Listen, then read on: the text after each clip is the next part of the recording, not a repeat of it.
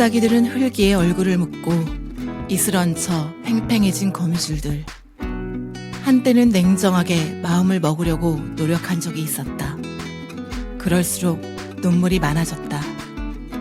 이슬 얹힌 거미줄처럼 내 온 존재에 눈물이 가득 걸렸던 적이 있었다. 10월에는 여러 계절이 있었던 것 같습니다. 더위를 견디며 그렇게 기다렸던 10월인데 가을의 모습으로 다가온 이 계절에는 종종 여름의 기온도 그리고 가을의 선람도 있었죠. 그래도 주변을 보면 물들어가는 모습이 보입니다. 분명 시간은, 계절은 흐르고 있다는 것이죠. 안녕하세요. 계절의 길을 만나다를 진행하는 달빛 여행자 이지영입니다. 류시아의 10월이라는 시로 문을 열었는데요. 10월엔 해당되는 노래도 시도 참 많은 것 같습니다. 그리고 10월은 길을 나서는 것도 산에 오르는 것도 참 좋은 계절이죠. 오늘 제가 소개할 길은 제가 살고 있는 동네 기린봉과 중바위를 소개하려고 합니다. 이 기린봉은 해발 271m로 비교적 나지막한 산이라고 생각하시면 됩니다. 가까이는 아중호수가 있고 또 다른 쪽엔 치명자산 성지가 있고 한옥마을도 있습니다. 그만큼 오르는 길도 참 많은데요. 사람들이 여러 길을 내고 그 속에서 또 사람들이 길을 잃는 아이러니의 웃음이 정말 나는 곳입니다. 기린봉의 기린은 성군이 이 세상에 나올 전조로 나타난다는 상서로운 동물을 뜻합니다. 또한 전주 10경 중 기린봉 1호 진주처럼 떠오르는 아름다운 달을 볼 수 있는 곳이기도 합니다. 기린토월이라고도 하죠. 이것뿐 아니라 주변에 정말 가볼 만한 곳도 많이 있는데요.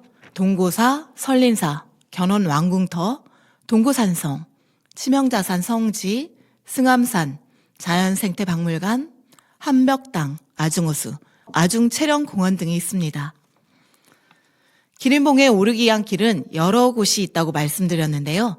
저는 주로 아중체령공원에서 오르기 시작합니다. 들머리라고도 하죠. 이곳은 주차장이 있습니다. 그래서 집결지로 참 좋은 곳이기도 하는데요.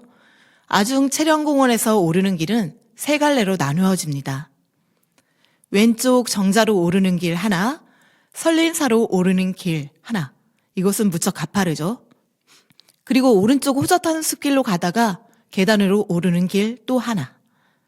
낮에는 아무 길로 가도 나름의 멋이 있는 곳들이지만 만일 야간 등산을 하신다면 불빛이 있는 계단 쪽으로 오르는 것을 추천합니다.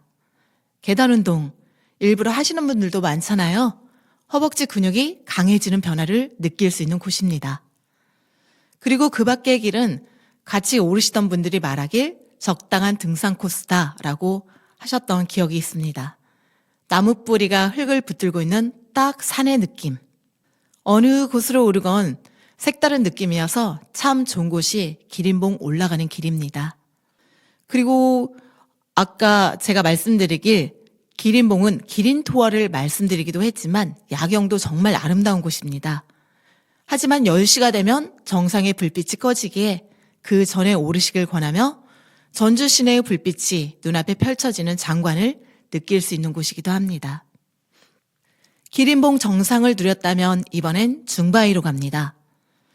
데크를 따라 내려가다 보면 여러 갈래길이 나오는데 직진으로 쭉 간다고 생각하시면 아주 쉽습니다. 이정표를 보고 찾아가시면 잘 찾아갈 수 있지만 또 중간에 여러 갈림길이 있기 때문에 이정표도 보고 그리고 가는 길도 잘 익혀두셔야 합니다. 약수터로 향하는 갈림길이 나오면 살짝 오르막이 시작됩니다. 그리고 약간의 내리막을 거친 후 다시 시작되는 숨가쁜 오르막. 누군가가 이 길을 보고 중바위 가는 길도 모악산 못지않다라고 하였는데요. 경사가 급한 곳이어서 그리고 오르막이 많아서 그런 거 아닐까라는 생각을 했습니다. 오르막의 끝은 하늘이 밝아지는 느낌으로 알 수 있습니다. 하지만 땅만 보고 가다가는 이것을 알 수가 없겠죠. 자, 그리고 오르막이 다 끝나면 드디어 펼쳐진 능선, 그리고 쉬어갈 의자.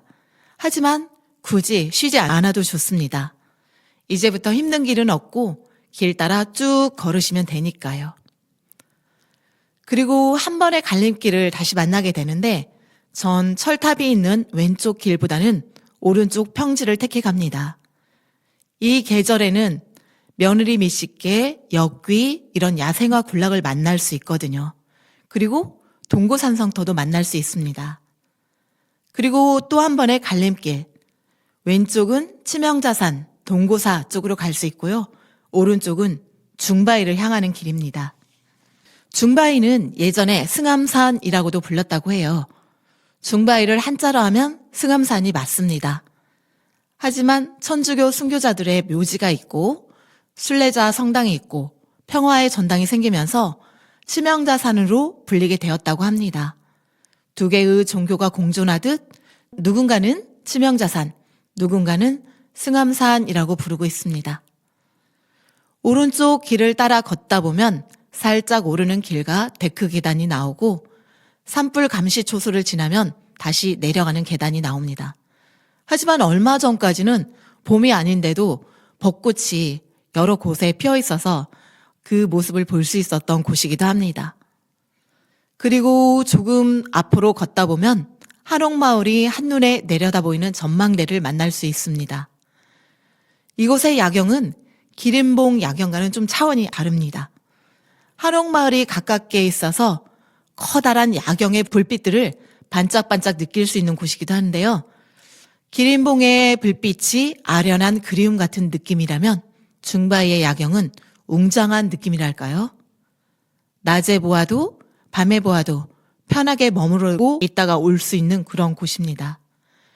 이 계절엔 상수리 나무가 떨어뜨린 열매 몇 개 주워 모아서 장식하고 그리고 따스한 보온병에 가져간 차를 한 잔 마시고 오면 멋진 카페가 발 아래에 있는 것 같은 뷰가 펼쳐집니다.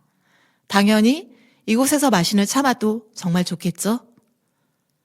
여름엔 시원한 바람이 그리고 가을엔 좀 차게 느껴지기도 하지만 그곳에 머무르는 시간은 정말 행복합니다. 그래서 중독된 듯 자꾸 찾게 되는 그런 곳이 기린봉과 중바위가 아닌가 생각이 듭니다. 오늘은 전주 시내 가까이 있는 기린봉 그리고 중바위를 가보았습니다. 가까이 있는 곳은 언제든 갈 수 있다고 생각하여 우리는 좀 등한시하는 경우가 있죠. 하지만 가까이서부터 알아가면 그리고 넓혀가면 이것이 우리 지역에 대한 예의가 아닌가라는 생각이 들었습니다. 11월입니다. 계절이 다른 계절에게 자리를 내어주고 우리도 그 계절에 맞춰 살아가겠죠? 계절이 길을 만나다도 여러분에게 그 이야기를 전할 거고요. 추운 계절에도 더운 계절에도 여러분의 계절에 담겨질 이야기는 따스하고 행복한 이야기로 가득하길 바라며 저는 이 시간 마치도록 하겠습니다. 지금까지 계절이 길을 만나다를 진행한 달빛 여행자 이지영이었습니다. 감사합니다.